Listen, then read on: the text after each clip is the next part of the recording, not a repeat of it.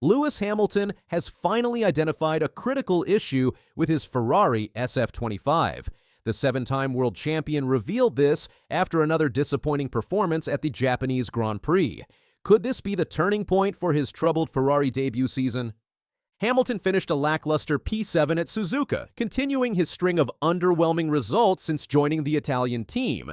But now he's pointing to a specific car problem that's been holding him back for 3 straight races. We found something on the car that's not been underperforming for the last 3 races, so I'm really hoping when that's fixed, I'll start getting a bit better results. But yeah, I mean, I'm losing just over a tenth a lap with this issue we have, so I'm hoping in the next race it's fixed. Hamilton's start with Ferrari has been anything but smooth. In Australia, he struggled through wet conditions in a car he'd only driven in dry testing. The result? A disappointing 10 peso finish. China showed brief promise when he converted a pole position into victory during Saturday's sprint race, but Sunday's main event saw him slump to P6 before both Ferraris were disqualified for failing post-race inspections. Japan offered no relief. Hamilton qualified P8 and finished P7, making one of the few overtakes of the race when he passed rookie Isaac Hajar. The championship standings tell a brutal story. Hamilton sits 8th, trailing leader Lando Norris by a massive 47 points after just 3 races. Ferrari's constructors' position isn't much better, with only 35 points as McLaren pulls away at the front. The big question: what exactly is this mysterious problem that's costing Hamilton precious time? While he didn't reveal all specifics, there are some crucial clues. Hamilton confirmed he's losing just over a tenth a lap due to this unidentified issue. Paddock whispers suggest the problem is focused on the rear of the car. Most concerning, Ferrari engineers know about the problem but don't know what's causing it. I think it's just they're aware of it and they don't know what's caused, they don't know why. And so, as I said, when a new component comes, hopefully it'll be gone and it'll be the same across cars. This suggests Ferrari is planning to introduce a new component for the Bahrain Grand Prix next weekend. But will it solve the problem without understanding its root cause? One of the most shocking revelations from Hamilton was the hint that his car might be performing differently than teammate Charles Leclerc's. Through the first 3 races, there's been a bit of a deficit between both sides of the garage on some elements of the car. Hamilton stated, "On my side, underperforming, so it's good to know." This explains why Leclerc has consistently outperformed Hamilton in the opening races. At Suzuka, Leclerc qualified and finished P4, outpacing Hamilton by 0.3 in qualifying and finishing 13 seconds ahead in the race. Is Hamilton suggesting that Leclerc's car isn't suffering from the same issues? Is one side of the garage getting better equipment? These questions remain unanswered, but Hamilton's comments raise serious concerns about consistency across the team. During Sky Sports F1's coverage of qualifying, commentator David Croft noted some visible issues with Hamilton's car. Looking at the Ferrari, it's not got the most stable rear end I would have thought. 1997.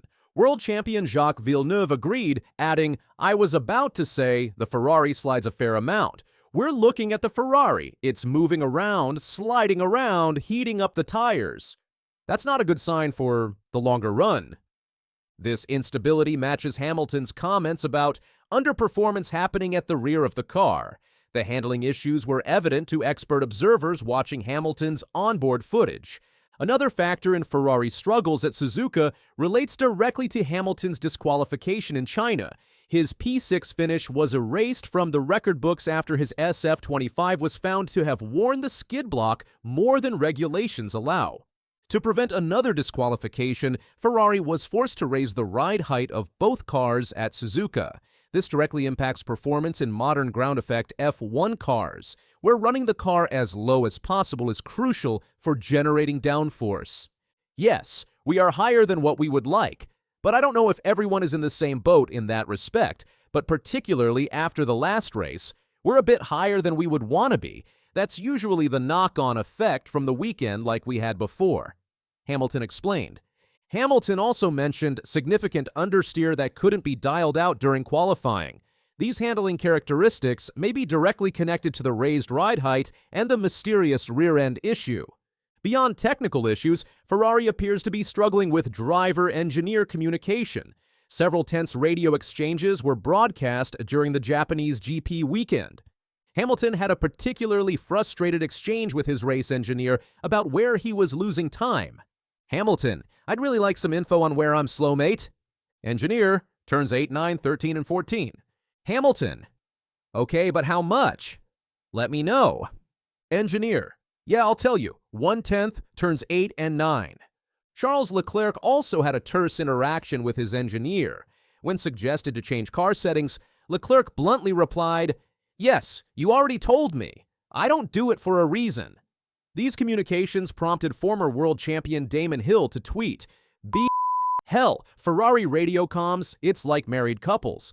Such breakdowns in communication only compound the technical difficulties Ferrari is facing. Hamilton was brutally honest about where Ferrari currently stands in the pecking order. I think we're probably the 4th fastest clearly at the moment. He quantified the gap to the front-running teams. The top guys probably have 3 or 4 tenths on us, so we've got a lot of work to bring upgrades for that. This assessment puts Ferrari behind McLaren, Red Bull, and Mercedes in race pace, not where the team expected to be after a strong end to the 2024 season. Leclerc shared Hamilton's concerns about the SF-25's fundamental pace. He said, "There wasn't anything more in the car, but I will say it's even more so disappointing when you do everything perfect and then you finish P4 and you are like 2-3 tenths off minimum." Positive is that we maximized our weekend, negative is that the pace is just not there for now.